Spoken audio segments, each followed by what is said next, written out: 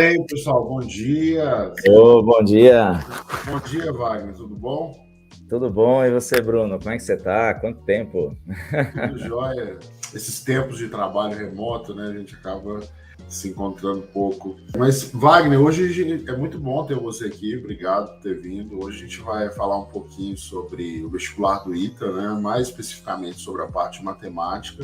E a ideia, para todo mundo que está aqui, né? Depois de dar as boas-vindas para todo mundo, agradecer a participação. A ideia é falar um pouquinho sobre a prova da primeira etapa, né? O que você achou, o que pegou mais a galera, qual o nível da prova. E falar um pouquinho também sobre a prova da segunda etapa, né? Quais são os preparativos que a pessoa deve ter nos próximos dias. Mas antes, Wagner, eu queria que você contasse aí rapidamente um pouquinho da sua história para o pessoal te conhecer, saber das suas origens. Bacana. Muita gente não sabe dos seus talentos além da matemática. Bom, eu sou de São Paulo, né? Sou da cidade de São Paulo. E quando eu estava no colégio, né? Comecei essa vida de vestibular, quando foi para entrar no colégio, no ensino médio. Então, eu fui estudar no que hoje é o Instituto Federal. E lá no primeiro ano, tinha um professor de matemática que falava, olha, se você estudar pelo livro que a gente usa aqui, na minha matéria, na minha prova, você vai tirar no máximo 8. Mas se você estudar por uma coleção, que era Fundamentos de Matemática Elementar, aí você vai ter condições de tirar 10. E, aos poucos, nas provas, apareciam lá, né, entre 8 questões, já 4 lá de um lugar que era ITA, eu nem sabia que era o ITA, não sabia nem da existência o que era.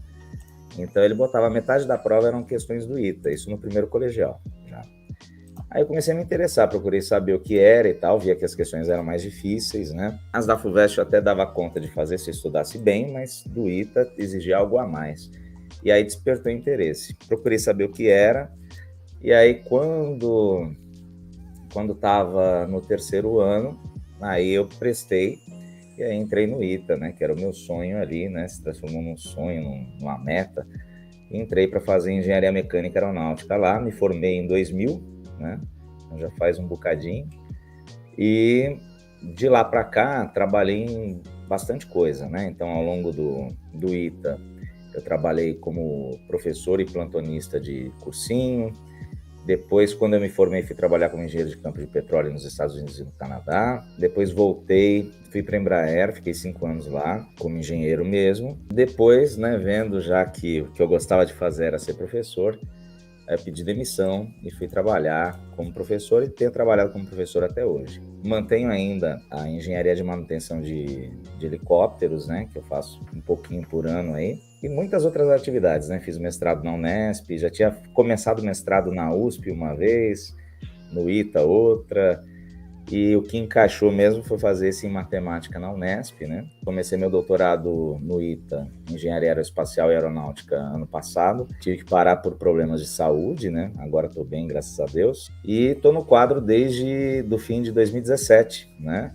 Então a gente tem uma longa jornada juntos aí. Gosto muito de música. Nesse meio tempo aí, na época da Embraer ainda, comecei a tocar violão, guitarra, aí montaram uma banda, virei vocalista, aí tenho banda até hoje. E em dezembro comprei um piano, porque era sonho de adolescente mesmo, né? E tô tentando aprender, mas não tô fazendo aula ainda. Mas é uma diversão, porque eu tenho sempre algum amigo que dá um toque, olho na internet, aí fico brincando um pouquinho, desestressa. E é isso aí. E eu adoro fazer isso, né? Ajudar as pessoas a realizarem os sonhos delas. Eu acho que todos nós que estamos no quadro, como o Bruno e o Thunder e também o Valmeide, todos os professores, né, que trabalhamos com vocês, queremos ajudar vocês a potencializar tudo que você tem aí para entrar nos vestibulares que você quer. E aqui especificamente a gente está falando do ITA, né? Tá certo? Então a turma Itaime é um xodó que eu tenho e a gente cuida com muito carinho, muita responsabilidade, né? E é por isso que, felizmente, a gente tem resultados excelentes, né? Deixa eu só ver se tem alguma pergunta do pessoal aqui. O Juan falou que gostou um pouco da prova de matemática. Aí eu já não entendi se você gostou pouco ou, né? O que você gostou, Juan? Conta pra gente aí. Ô Wagner, Oi, Bruno. deixa eu te perguntar uma coisa. Teve É, alguns pontos aí da sua fala que me chamaram a atenção. Primeiro é o seguinte, você passou de primeira no ITA? foi. Sem cursinho? Na verdade, eu fazia o terceiro ano de manhã, eu fazia um cursinho à tarde, mas não era voltado para o ITA. E aí eu tive a ideia, né, na época não tinha internet, assim, então eu peguei as provas na biblioteca do cursinho, procurei saber se tinha as provas do ITA e pedi para o pessoal xerocar os últimos 10 anos de prova, só a prova mesmo, e as resoluções separadamente dos últimos 10 anos. E aí, quando chegou em julho, eu comecei a resolver sistematicamente, né? Então, eu lembro, olha que interessante, né? Eu lembro que eu peguei uma prova, a primeira prova que eu resolvi fazer do ITA era em 4 dias só tinha uma fase, né? Com 2 fases de correção. Tinha 4 horas de duração a prova de física, né? Peguei a prova de física de 94 para 95. Aí fui fazer. Aí falei, vou dar tempo infinito para mim, não vou fazer em 4 horas, não. Vou fazer até esgotar o meu conhecimento para primeiro ver se eu sei fazer. Aí fiz em 8 horas e meia, só parando para tomar uma água, talvez ir ao banheiro e voltar rápido. E eu sozinho no quarto ali fazendo em casa. Aí terminadas as 8 horas e meia, né? Eu comecei a corrigir sistematicamente, acho que levei uns dois dias mais ou menos para corrigir direitinho, olhar os detalhes, né? Eu corrigi e vi que eu acertei 45% da prova, usando mais que o dobro do tempo. Aí falei, cara, e agora? Né? Uma pessoa talvez não muito otimista falasse, isso não é para mim. Eu pensei assim, nossa, para passar no ITA, se eu acertar uns 70 e poucos por cento, eu passo, então falta pouco, falta menos da metade. E aí eu comecei a olhar o que eu tinha errado, o que eu não sabia fazer, procurava aprender a fazer, o que eu tinha feito, mas tinha demorado, procurava saber se tinha um jeito mais fácil, e anotava os assuntos que realmente eu não tinha estudado, para eu achar algum livro para poder estudar, ou perguntar para algum professor, ou ficar atento se aparecesse alguma aula a respeito. E aí eu comecei a fazer as outras provas, matemática, física, química, português, inglês, treinar a redação também, que é importantíssimo. E aí fui fazendo isso sistematicamente até melhorar, até ficar bom. Então, tentava baixar 1 hora, mas aumentar o número de acerto. E aí ia, até chegar, comprimir, né? O desempenho todo em 4 horas de prova, que era o que tinha na época. Eu, sinceramente, não esperava ter passado. Na dúvida, sempre falei, não, acho que ainda falta mais um ano. Mas quando saiu o resultado, né, aí, né, aquela alegria toda foi... Até hoje a gente lembra da emoção, né? Quando caiu a ficha mesmo foi quando eu tive que ligar para o meu pai, o pessoal no cursinho já raspando meu cabelo e tudo mais, e me pintando. Aí ligar pro meu pai do orelhão da escola, né? Falar, ô pai, dá para me buscar, que eu tô meio, né? Passei no vestiário. Aí deu embargo na garganta. Então é uma emoção muito grande, né? É uma emoção que eu desejo muito que cada um de vocês que está assistindo agora sinta em breve, né? Com os resultados aí. Mas foi isso. Então, mas eu tinha histórico de ser estudioso, né? Então, às vezes parece que só com o terceiro ano eu passei, né? Não é bem assim. Quando eu comecei o terceiro ano, eu tinha terminado de fazer os 10 volumes do Fundamentos de Matemática Elementar. Eu tinha feito de cabo a rabo a coleção inteira. É preciso falar que houve, né, um ritmo de estudo forte aí no primeiro, segundo ano, não pensando no ITA já, mas quando eu estava no fim do segundo ano, eu já sabia o que eu queria. Mas o estudo de matemática, a base foi muito forte, né? Então, na verdade, você não passou direto para o terceiro ano, né? Você fez uma preparação, pelo menos, de matemática desde o primeiro ano. Aí, quando chegou lá no terceiro, você veio arrematando com provas antigas, né? Isso. Então, eu já estava num nível alto de matemática e faltava complementar as coisas. Por isso que, às vezes, eu falo para os alunos, né? Quando você não sabe ainda o que você quer, né? Vai estudando para o que for mais difícil, né? Vai se preparando, formando uma base muito sólida, principalmente em português e matemática, porque isso te abre a cabeça, né? Te abre os olhos para estudar qualquer outro assunto. Então, português e matemática sempre foram minhas matérias preferidas. É esquisito até, o pessoal às vezes fala, mas você é engenheiro, você é de exatas e tal.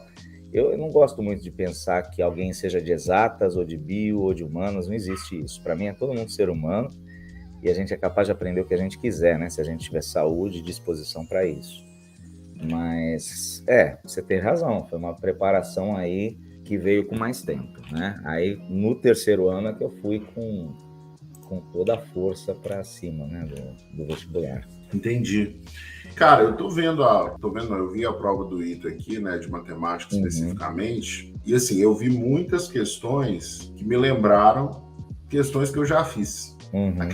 Sabe quando você olha para a questão e vê assim, cara, eu já vi isso em algum lugar, né? E você vê a cara da questão mais ou menos igual, né? Aquelas questões de funções que tem 3 alternativas, aquelas questões que tem aqueles joguinhos assim, F1 de Z, F de Z, Fn de Z, F não sei o que e tal. De F de 2023, do nada, assim, né? E essas questões são meio que tradicionais do vestibular do ITA, né? Tem questão de determinante, tem... Deixa eu ver uma outra que me chamou a atenção também. Aquelas questões de números complexos, envolvendo funções, questões de trigonometria, que são aquelas expressões gigantescas, assim, mas que na hora você vai mexendo e pá, ficou pequenininho. Eu queria que você falasse um pouquinho, assim, da prova de física do ITA, de matemática, da primeira etapa, e como que você compara essa prova, né, de matemática de 2023 da primeira etapa com as provas anteriores, porque aqui a gente sabe que chega uma época do ano, os alunos ficam fazendo muitas provas antigas, né, e então eu queria que você fizesse essa comparação, assim, como que você compara a primeira etapa da prova de física, de matemática desse ano com as primeiras etapas das provas de matemática dos anos anteriores. A impressão que eu tive é que algumas questões foram um pouco mais puxadas, né? Que precisaram de algum detalhe a mais de pensamento ali. Ou você tinha um caminho mais longo, ou você tinha um caminho muito mágico, que um ou outro lugar publicou, que eu não sei se é o que o aluno pensaria, pelo menos eu não, né? Mas, assim, algumas questões puxaram um pouco mais, né? Agora, teve questões que foram bem tradicionais, né? Uma coisa que eu achei interessante é que o ITA está colocando aqui os números naturais a partir do 1, isso me chamou a atenção. E uma coisa que não definia antes é as matrizes, né? Então, por exemplo, MN de R's denota o conjunto das matrizes N por N de entradas reais. Mas tudo bem, o cara sempre vai dar uma lida aqui se não entender alguma coisa no enunciado. Essa questão 37 montou aqui uma equação bastante interessante que caía numa equação de sexto grau em X, mas na verdade não era uma equação de sexto grau completa, né? Tinha x à sexta, x à terceira, e como ele falava que tinha que ter uma única raiz real, trocava o x ao cubo por um t, aí ia ficar uma equação de segundo grau e faria, né? Tinha que fazer o delta igual a zero. E aí encontraria aí os valores de x e determinante de A para assinalar. A 38 foi essa que você comentou, né? Então, por exemplo, por recorrência, né? Denotou F1 de Z como sendo F de Z e Fn de Z como sendo F de Fn menos 1 de Z. Então, esse tipo de interpretação de como atacar uma questão dessa, não que seja difícil, mas um aluno que faça a turma ITA e IME do quadro, vai ficar familiarizado com esse tipo de notação e vai saber atacar a questão com tranquilidade, não vai se assustar, né? Quem não se prepara diretamente com alguém especializado e tal, pode tomar uns sustos no meio da prova com algumas notações, tá? Questão 39, tradicional, né? Falar sobre, colocar aí 3 proposições para julgar se são verdadeiras ou falsas, falando aqui de geometria plana. Aliás, bastante tranquila essa questão, né? Sem dificuldade alguma. A 40 é uma questão tradicional também, ele só definiu o que é média harmônica para garantir que isso não fosse o problema na questão, né? Se houvesse algum, na hora de avaliar o candidato. Então, quando você coloca as 3 raízes, né?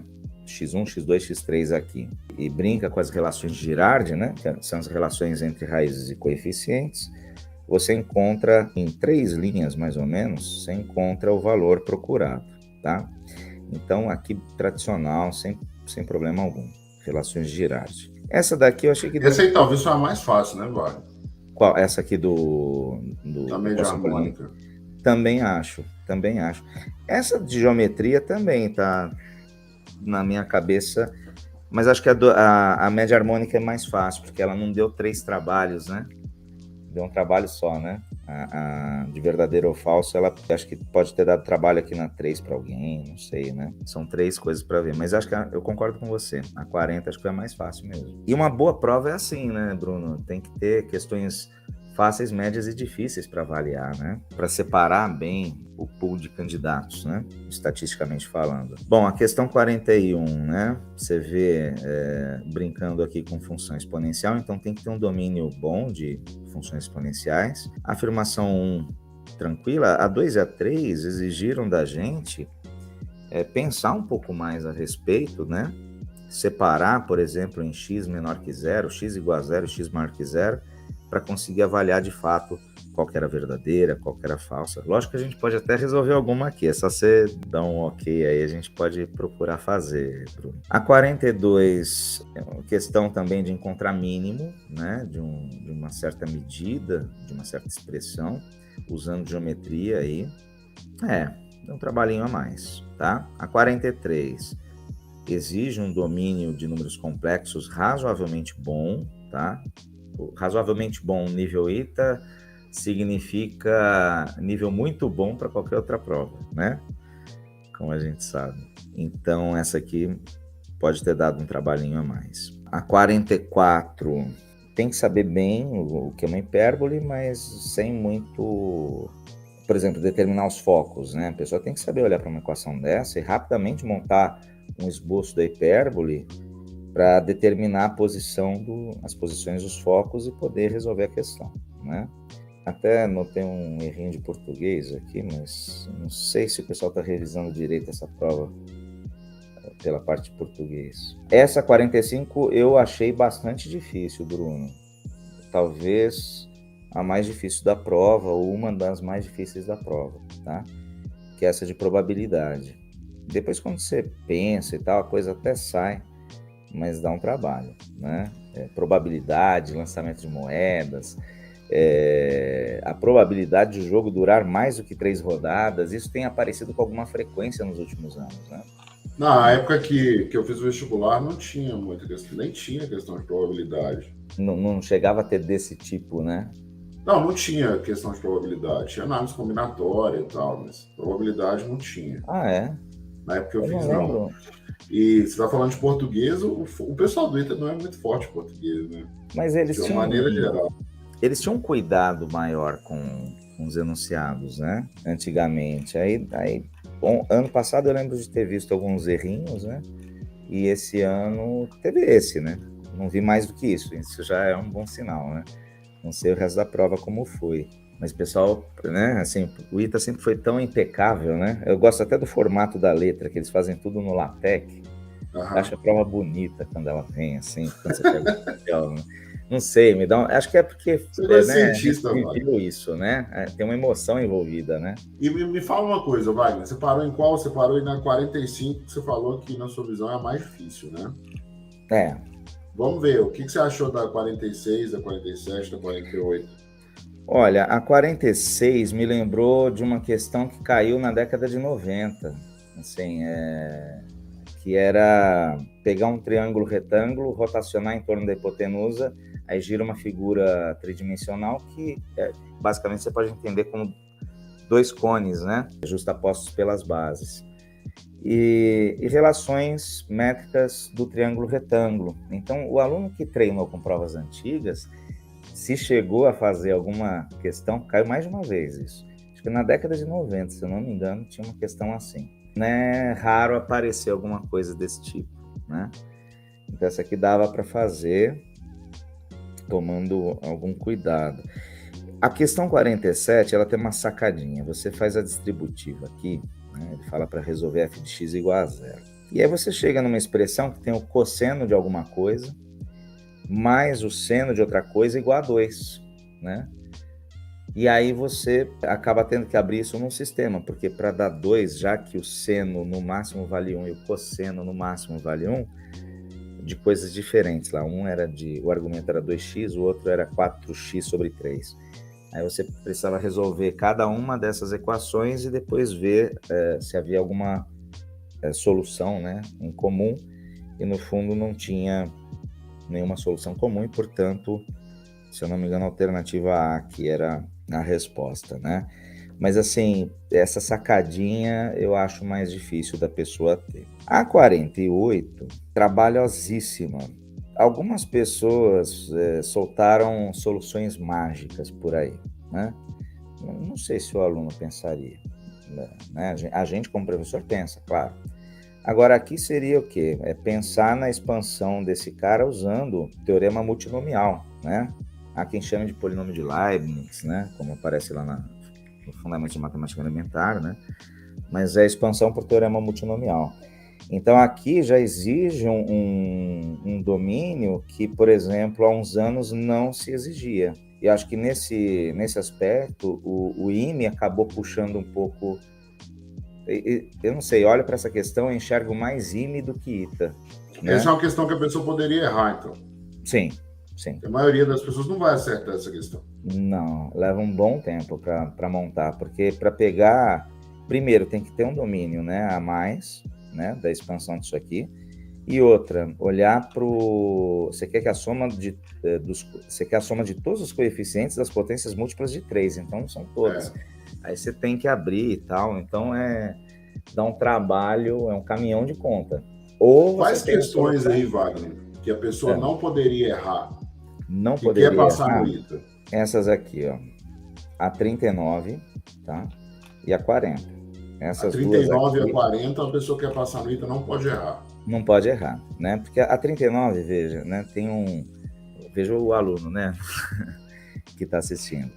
Se P é um polígono convexo de N lados iguais, então P é um polígono regular. Isso aqui mexe com a definição de polígono regular, né? O polígono regular precisa ter, além dos N lados congruentes, ter os N ângulos internos, ou talvez os externos, poderia alternar para isso, congruentes entre si. É uma definição básica que o aluno tem que ter. Então, se o aluno erra uma questão dessa, é porque ele não está estudando os conceitos fundamentais da matéria.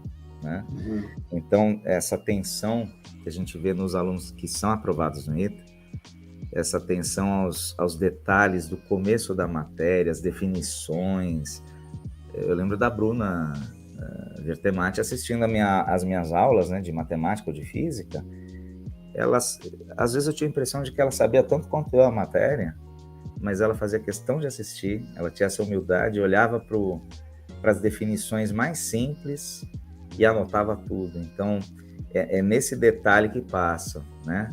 Pedro também, né, que passou no ano seguinte, só para citar 2 nomes, né?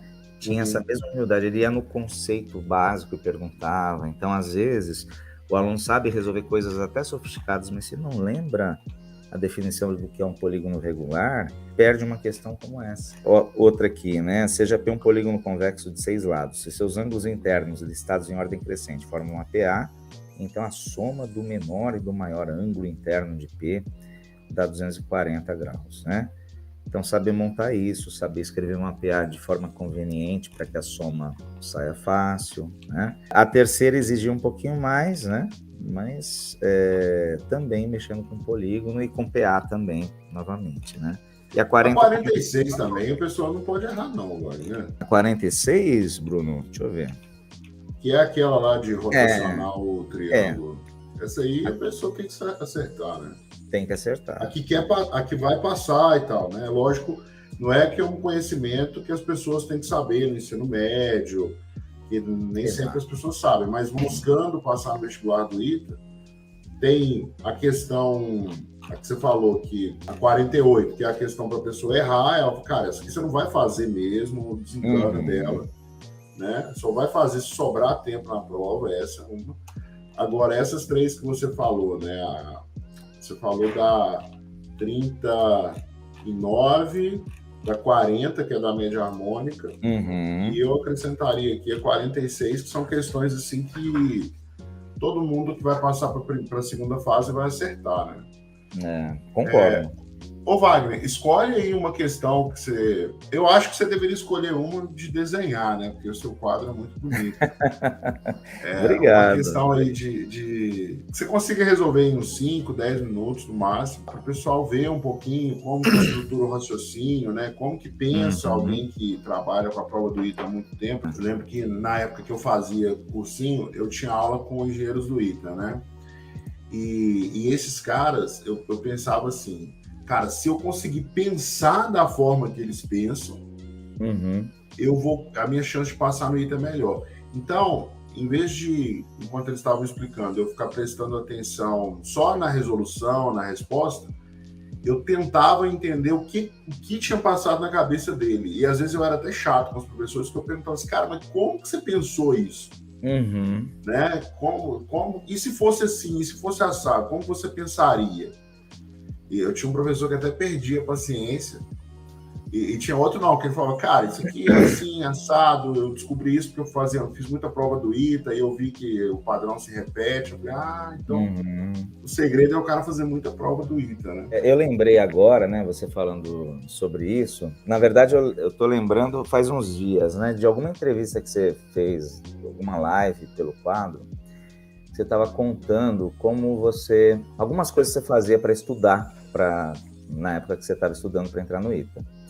E uma coisa me chamou a atenção, porque eu fiz um pouco disso também, mas você descreveu com detalhes, assim. Você falou que às vezes você estava no ônibus, né? E não dava para escrever por causa do movimento do ônibus e tal. Mas você queria aproveitar aquele tempo de deslocamento, né?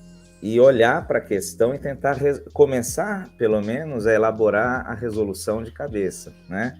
E fazer algumas contas de cabeça.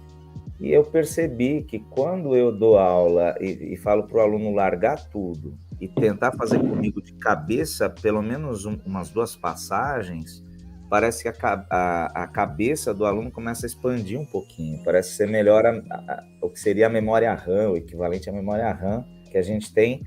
E para fazer prova, a gente tem que ter expandido mesmo essa capacidade de mexer com expressões ou de fazer contas, né? Isso dá um quê a mais, né? Então, achei muito interessante. Não sei se você quer comentar um pouco melhor, porque eu estou só falando por cima algo que você descreveu muito bem certa vez. Não, é que eu fazia isso, né? Eu pegava o ônibus demorava 1h30 assim, para chegar, mas ele ia parando, né? E aí, na hora que ele parava, eu lia o enunciado do exercício e tentava resolver de cabeça. Aí, quando chegava no outro ponto, né, se eu tivesse resolvido, eu ia olhar se eu tinha acertado. E depois Que legal. Eu decorava outro. Mas foi assim, quando eu comecei a fazer isso, eu resolvia a equação do primeiro grau, probleminha de PA, de PG, né? Aí quando aqueles probleminhas de a cabeça tem cabritos e galinhas, ao todo são tantas patas e tantas cabeças, quantos cabritos, quantas galinhas tem? Aí eu fazia essas questões de cabeça, mas como eu fazia isso muito, né, e eu fiz isso ao longo de quase um ano, quando chegou no final do ano, uma questão dessas aí de essa 46, que tem que condicionar o triângulo, essa aí eu fazia de cabeça tranquilo. Mas porque eu ficava treinando, né? Exato. No início, não. Mas depois de um ano treinando isso, eu resolvia qualquer coisa de cabeça. Resolvia questão de geometria analítica de cabeça. Teve uma vez que eu perdi o ponto que eu tinha que descer, porque eu fechei o olho, que a questão era muito difícil. Eu acordei com o motorista. Ô, meu filho, acorda aí. Chegou no final. Eu falei, putz, agora tem que andar, uma distância.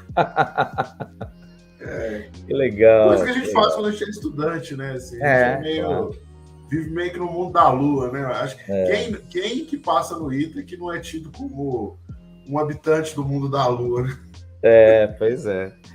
Eu vejo, acho que não lembro de mim, mas eu lembro do meu irmão que já perdeu a parada do ônibus ou do metrô em São Paulo diversas vezes. Mas esse negócio que você falou é justamente, acho que o aluno, né, Bruno, gostaria de saber, né, se ele estivesse assistindo essa live agora, se tiver um Bruno Werneck aí na audiência, ele vai olhar e falar assim, mas como que você estudava? Como que você faz essas coisas? Aí você fala, não, olha, eu comecei resolvendo a equação do primeiro grau de cabeça, você fechava o olho, imaginava, depois ia para questão assim, sempre começar do simples, né?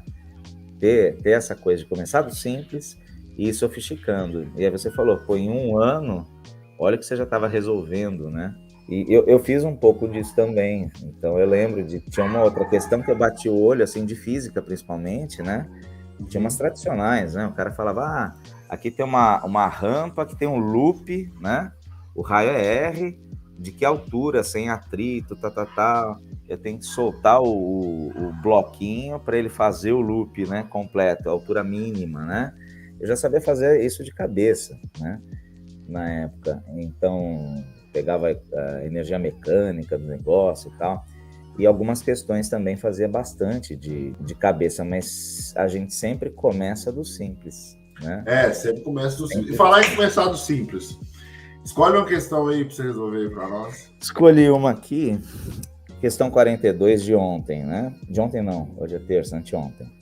Seja ABC um triângulo retângulo, tal que BAC é 30 graus. Considere D um ponto na hipotenusa AC e retas R e S passando por D, paralelas aos lados AB e BC, respectivamente. Bom, daqui para frente eu já não estou enxergando a figura, né? Ele pede o menor valor possível para algum segmento. Vamos fazer o seguinte, pessoal. Vamos desenhar primeiro um triângulo retângulo. E o interessante é que o triângulo retângulo fornecido aí, né, mencionado, é um triângulo bastante conhecido, né? Tem um ângulo de 30 graus aí. 30, 90, outra 60. A hipotenusa é AC e é no vértice A que eu tenho o ângulo de 30 graus, portanto aqui é B. Considere D um ponto na hipotenusa e ele traça umas paralelas. Então, vamos passar por aqui. E um paralelo a um cateto, paralelo a outro cateto. Então, aqui um ponto D na hipotenusa. Ele não fala em que posição, né? E diz o seguinte, ó. Considere D um ponto na hipotenusa AC e as retas R e S passando por D paralelas aos lados AB e BC, respectivamente. Então, essa aqui é a reta R, paralela a AB. Essa aqui é a reta S, paralela a BC. Nossa, aqui eu descobri um erro. Agora eu notei, ontem eu estava fazendo, eu não tinha notado. Aqui tem um erro grave, né? A interseção de dois conjuntos não pode ser um elemento, tá? Então o ITA falhou feio. O ITA não cometia erros assim não, hein? O pessoal tem que tomar mais cuidado. Ó. Então tá aqui, né? Então, ó, interseção do conjunto, que é a reta R, com o conjunto, que é o segmento BC, tem que dar um conjunto unitário, cujo elemento é E, né? Só para o pessoal saber que a gente explica tudo isso aqui no quadro e tal. E aqui o ponto F, também, né? Mesmo comentário aqui, faltou esse cuidadinho aí, de leve, mas não prejudicou o entendimento da questão. E a medida de BC é igual a 1, então, de B até C, a medida é 1.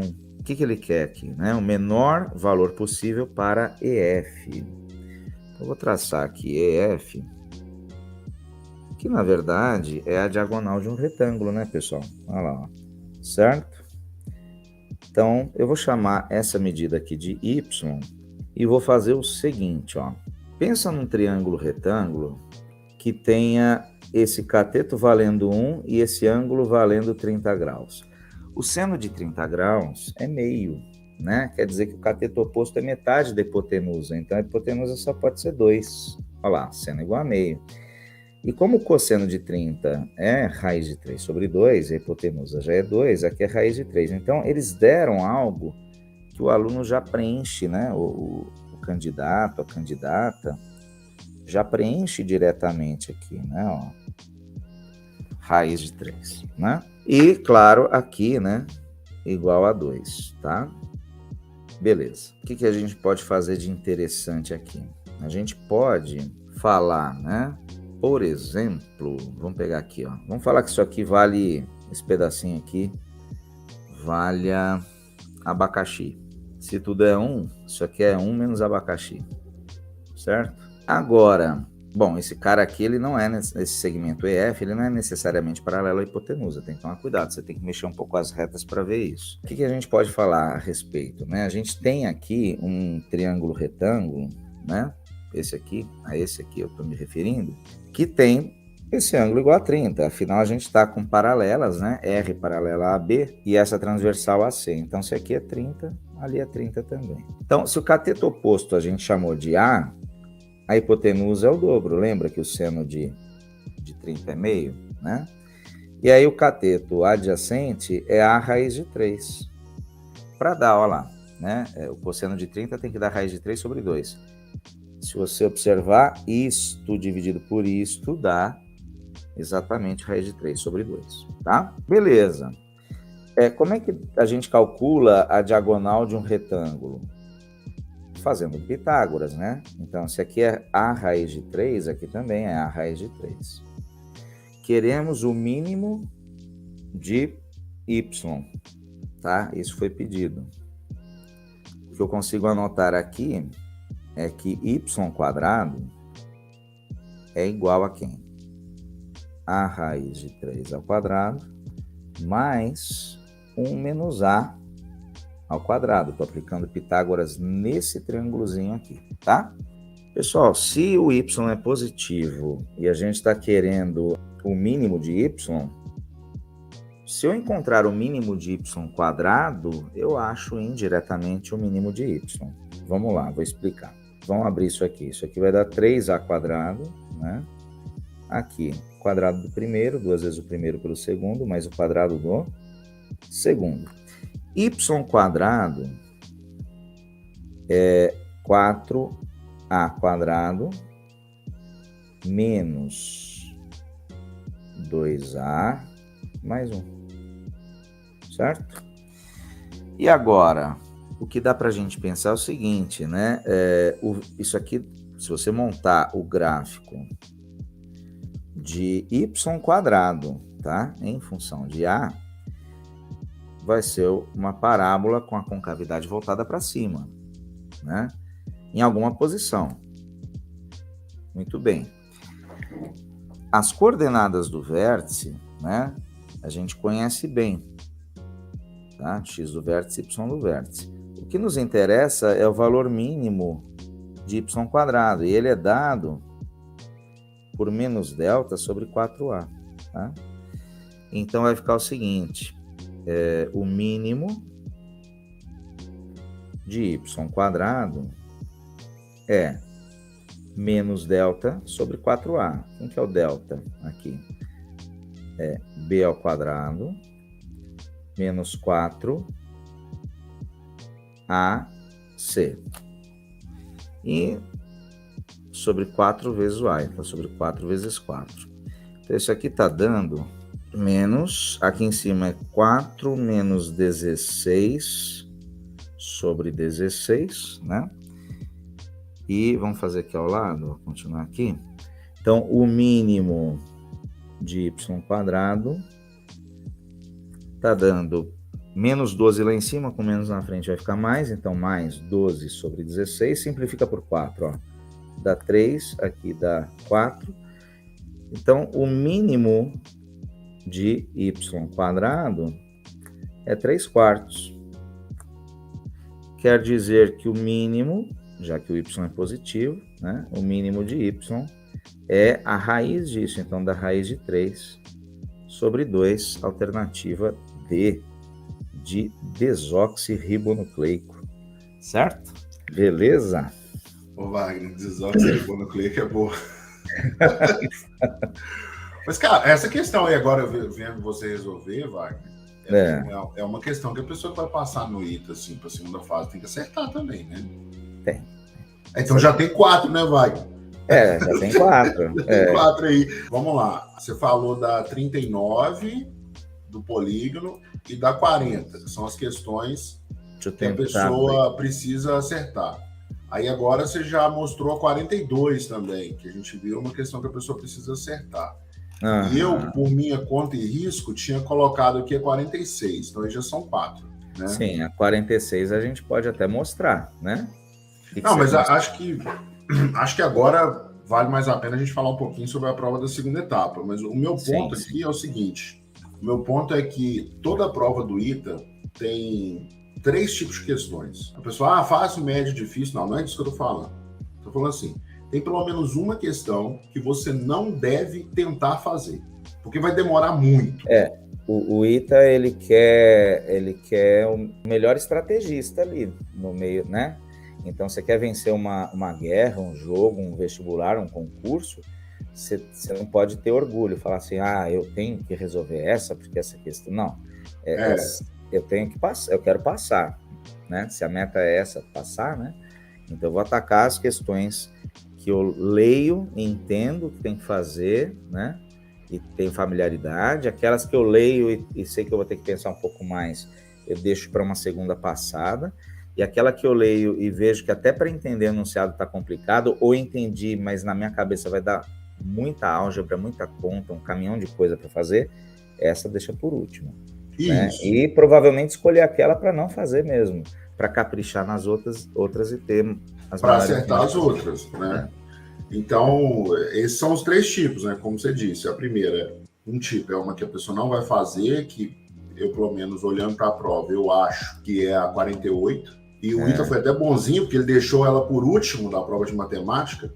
Geralmente eles são meio capciosos, assim, eles colocam a 4ª ou 5ª questão, é impossível.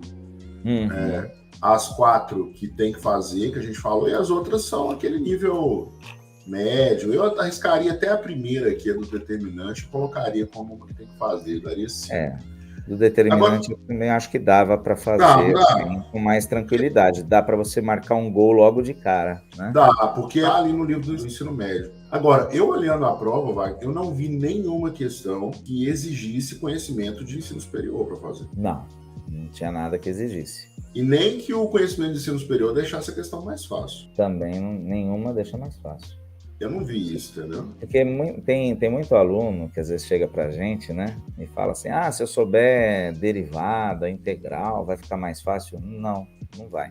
O Ita é cuidadoso, né? Escolhe as questões, ele fala que ele não cobra matemática de nível superior, e raramente a gente tem uma questão que sairia mais fácil com matemática de nível superior, né? Raramente. E a segunda fase? Eu não lembro. Desculpa te interromper, Wagner, mas não, vamos lá, eu também não lembro. Concordo com você. Agora vamos falar um pouquinho. Eu queria que você falasse um pouquinho assim sobre o que a pessoa tem que fazer em preparação agora para a segunda fase do Ita, mais especificamente em relação à prova de matemática. Hoje é dia 18, a gente está aí com coisa de 20 dias para a segunda etapa.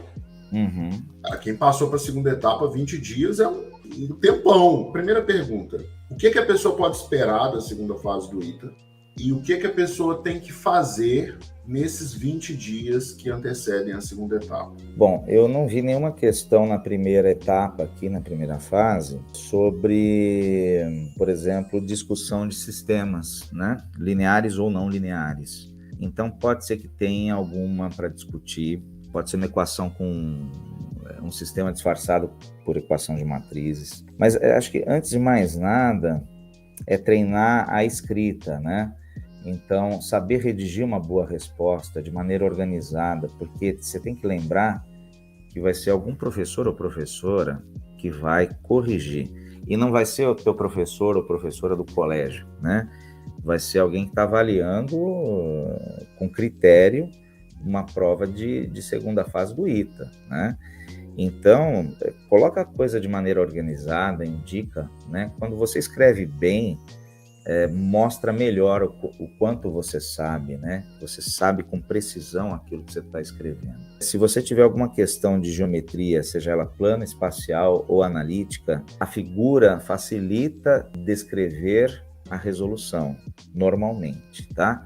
Então, põe uma figura pequena que seja, vai diminuir o tamanho do seu texto e abrir espaço para você fazer mais álgebra ou as contas ou raciocínios que você precise fazer. Então, lembrar de colocar, né, chamar o nome do triângulo, colocar congruência, semelhança, quando for. Se for usar vetor, usa, mas indica direitinho o que você está fazendo.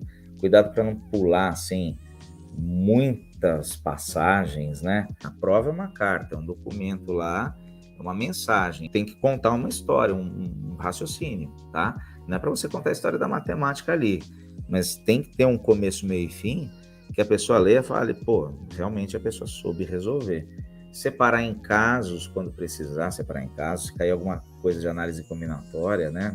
Não duvido que apareça análise combinatória na segunda fase. Deve cair alguma coisa a mais de números complexos, Polinômios eu achei que cobraram muito leve na primeira fase, então na segunda deve vir mais, tá? Logaritmo não vi nada na primeira fase, né? A gente passou a prova aqui, nada de logaritmo. Deve ter parte de o que é uma função injetora, sobrejetora, bijetora, né? Olha com cuidado para isso, mas sem afobação, pega um assunto por vez e vai fazendo.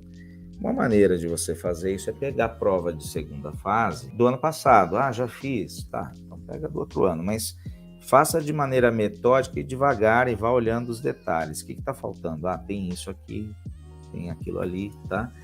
Eu não sei, eu apostaria aí logaritmos, tem que aparecer alguma coisa na segunda fase. Números complexos, embora tenham rolado 2 questões, eu acho que pode rolar alguma coisa mexendo com trigonometria, aquelas coisas das raízes, as equações ciclotômicas, né?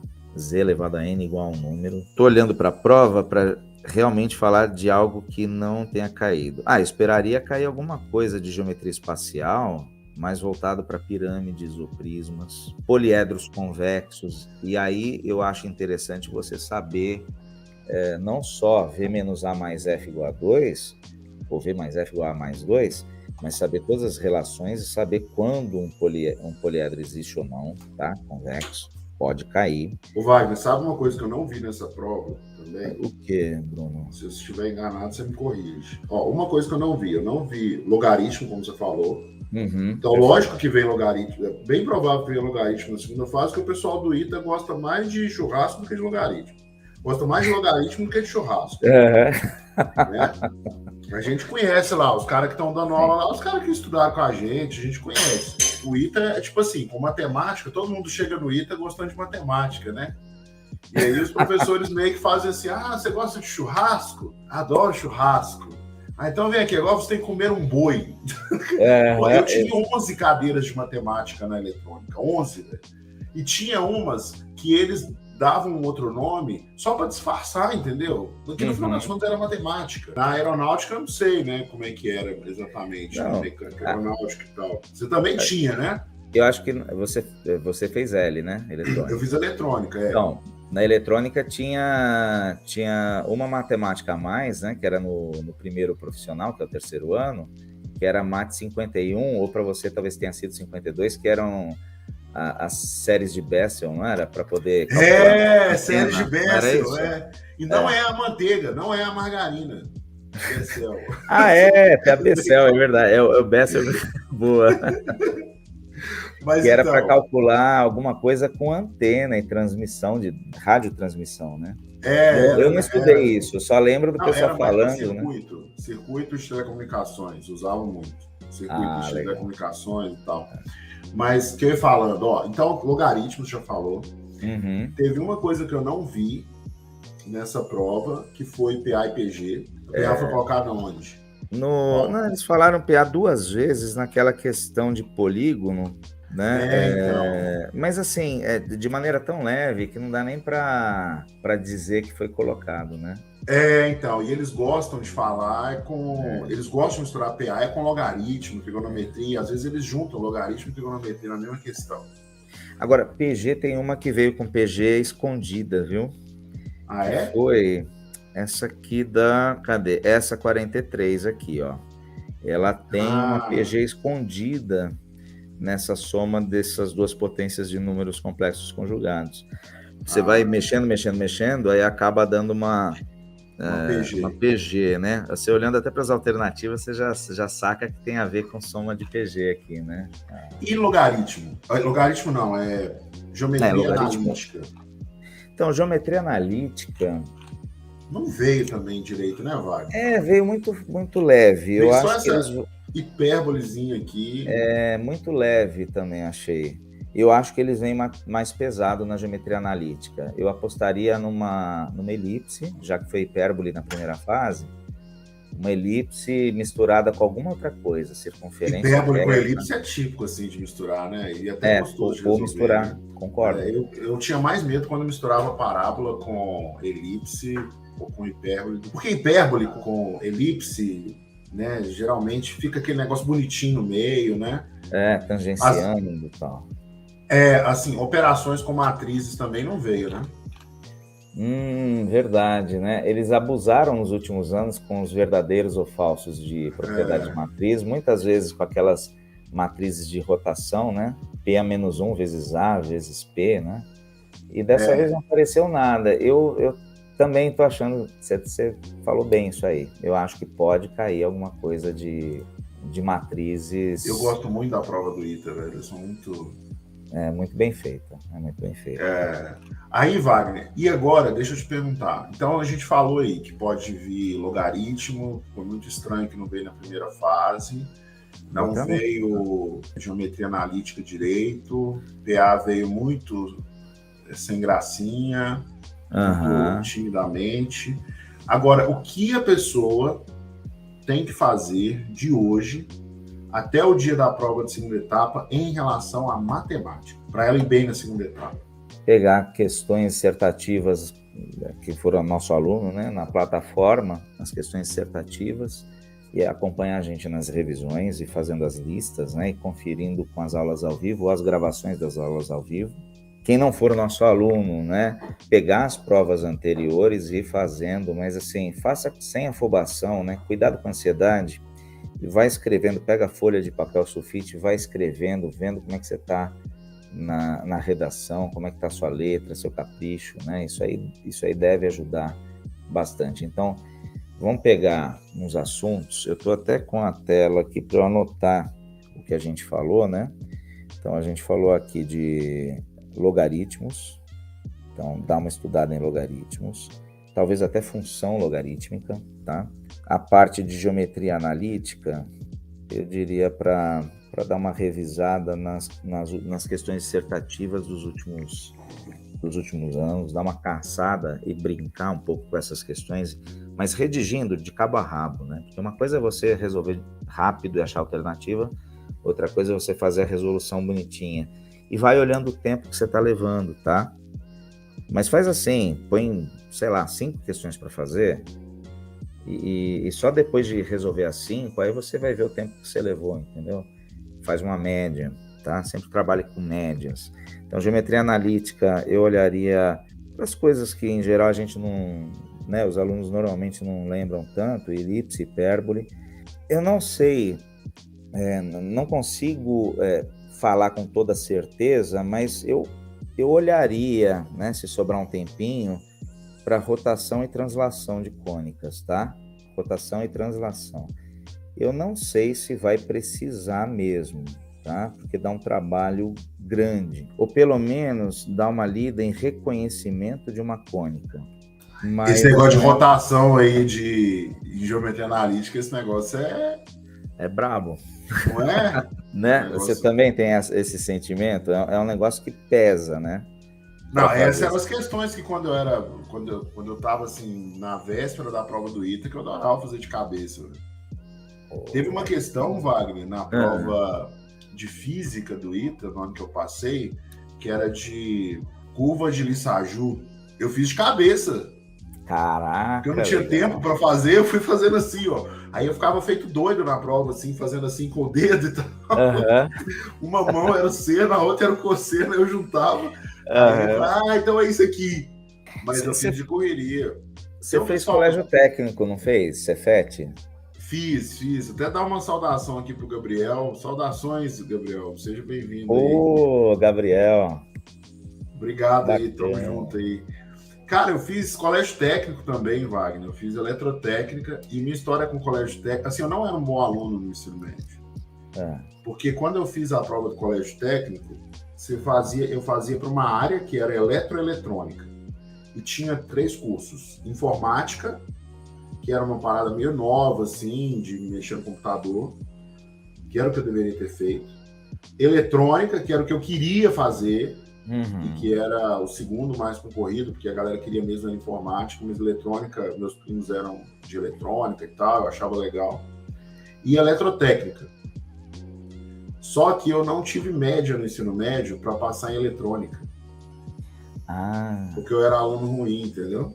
Entendi. Aí eu caí na eletrotécnica, foi o que me sobrou. Foi bom porque eu aprendi a fazer uma coisa útil assim para minha vida, que era fazer instalação elétrica de casa, mexer com motor elétrico.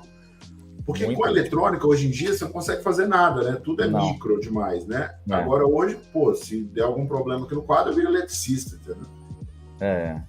Não, é bem interessante. Não, eu te perguntei isso porque eu lembro que eu vi figuras de Lissaju nos laboratórios de eletrônica do ensino médio, porque a gente usava osciloscópio, né? E aí pegava, num circuito de corrente alternada, pegava uma função seno que estava ali entre 2 pontos A e B, e outra que tinha outra função seno deslocada, ou às vezes com outro período e tal. E aí montava a figura, você botava o X e o Y para a entrada desses sinais, aí montava aquelas figuras bacanas e a gente fazia algumas regulagens que eu nem lembro mais por que fazia aquilo. Eu lembro, que você vai mexer na frequência, né? Você mexe na frequência e um período múltiplo do outro. De repente, dependendo do que for a frequência, assim, você consegue, porque a frequência, você vai mexer nos períodos, né? Então, você pode, de repente, fazer até reta. Você você faz elipse assim, faz reta, inclina elipse e tal. Falando nisso, você tem razão. Por exemplo, na matemática poderia aparecer alguma coisa assim, mais ou menos. Dá uma rabiscadinha aqui. Deixa eu ver. Por exemplo, né? Alguém pode dar pro pessoal fazer x igual a, digamos, a. Acho que vai dar certo. A cosseno de ômega t, ou de t, na matemática o ômega não vai aparecer.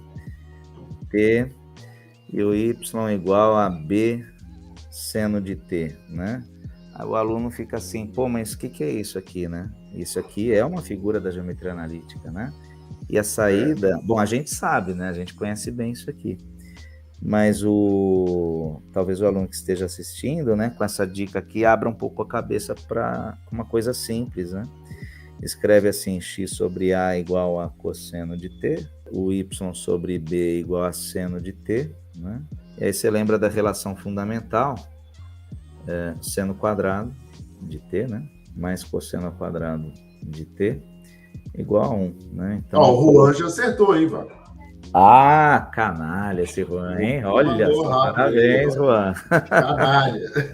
Canalha. Aí aqui, né? Se a gente fica com y sobre v, olha, já matou a charada. É assim que a gente gosta, né? Então a gente olha para isso, né? Acaba virando o que a gente está acostumado, né? A ver, que é a equação da elipse com os eixos principais paralelos aos eixos aí coordenados, né? Então, uma coisa dessa pode acontecer para hipérbole, alguma coisa com, por exemplo, tangente e secante, pode acontecer, né? Então. E aí vai, né? Se a gente ficar aqui imaginando matemática aqui, nós vamos ficar aqui até amanhã, né? Mas assim, que outros assuntos a gente falou mesmo, Bruno? Acho que geometria espacial... Geometria espacial pode aparecer um negócio lá, mas não sei, não diria, não gostaria tanto não. O Ita, ele gosta de colocar... Eu acho que ele vai misturar aí. Uma coisa que eu não vi ele misturar ainda, não vi nessa prova, o Ita adora misturar logaritmo com outras coisas, entendeu? Vou misturar aqui, quer ver? Eu vou pegar aqui na prova do ano passado. A primeira questão do ano passado, ele pegou um retângulo e as medidas dos lados eram em polígono, era polinômio. Essas questões de... Por exemplo, ele deu uma matriz aqui o ano passado, isso é uma questão de uma matriz, uma matriz com 5 linhas, 10 colunas, cara, e quer calcular a soma. Aí tem uma outra aqui que é a função arco-seno e arco-cosseno, que é a função trigonométrica inversa. Então, ele vai fazendo essas paradas assim loucas, entendeu? Geometria analítica, soltou uma questão de geometria analítica. Troncos, né? Ele gosta desses troncos. Geometria plana normal de fazer. Acho que é isso, assim. Ele vai misturar essas paradas, entendeu? A gente fica olhando e viajando, assim.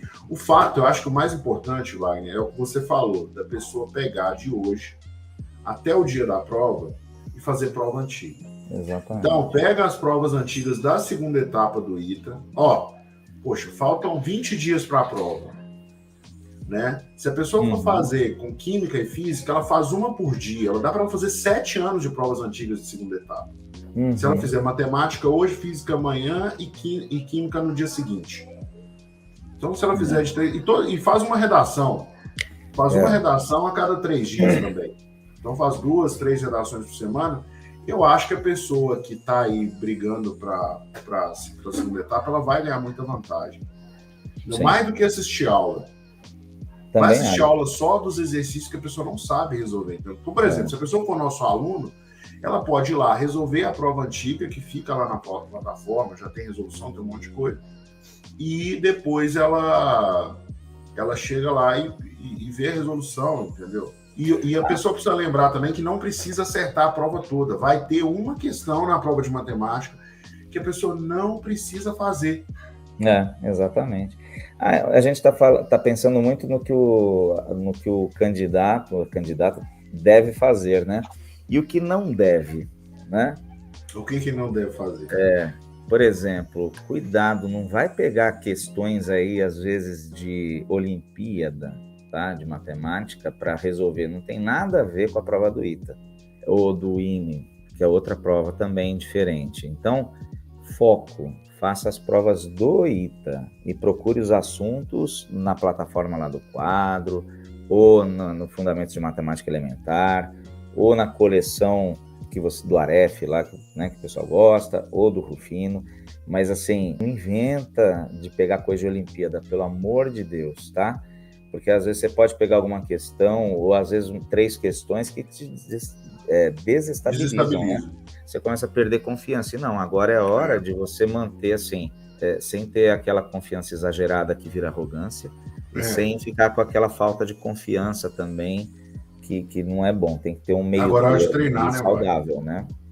Agora é hora de treinar pro dia D, né? E assim, se a pessoa tiver que escolher uma fonte, dormir bem, dormir às 8 horas por dia, bonitinho. Mas se a pessoa tiver que escolher uma fonte para começar, aí eu não sei o que você acha, né? Mas eu, assim, eu sou muito avesso a risco. Então eu iria nas provas antigas. Exato. Entendeu? Vou fazer prova antiga, cara, não tô nem aí. Vou fazer prova antiga. Mas eu já fiz 30 anos de provas antigas. Beleza. Faz de novo. Não tem problema, não vai fazer mal. Vai ver se você está escrevendo bem aquilo, né?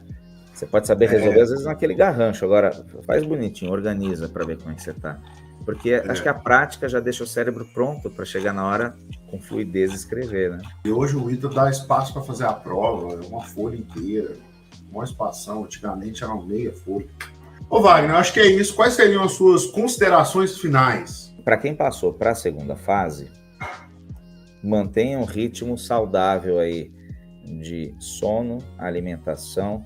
Se puder, para desestressar, faça uma caminhada, alguma coisa assim. A gente sabe que às vezes a pessoa não faz, mas você vai ver que é algo que faz bem para a tua cabeça, que você vai render melhor, e faça as provas dos últimos anos com calma, com organização e com silêncio, né, com paz.